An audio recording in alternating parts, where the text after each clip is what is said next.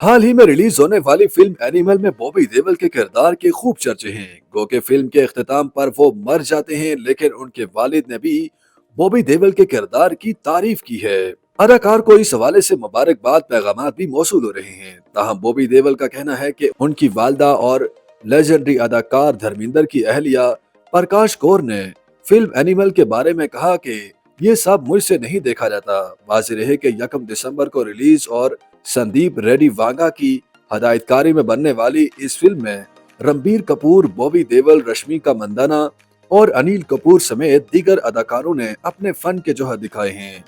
बॉबी देओल ने फिल्म में विलन का किरदार अदा किया और आखिर में वो मर जाते हैं।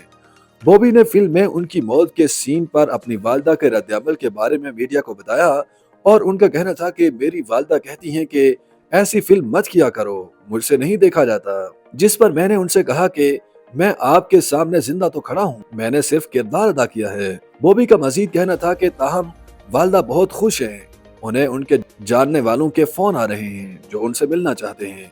ऐसा ही उस वक्त हुआ था जब फिल्म आशिरम रिलीज हुई थी।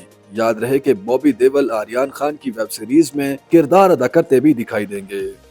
YouTube पर गूगली न्यूज देखने के लिए youtube.com की सर्च बार में गूगली न्यूज टीवी टाइप करें। गूगली न्यूज के पेज पर सुर्ख रंग के सब्सक्रिप्शन वाले बटन पर क्लिक करना ना भूलिए। YouTube पेज पर अपलोड होने वाली वीडियोस से बाखबर रहने के लिए बेल आइकन पर क्लिक कीजिए। आपको हर नई वीडियो के बारे में नोटिफिकेशन मौसूल हो जाएगा।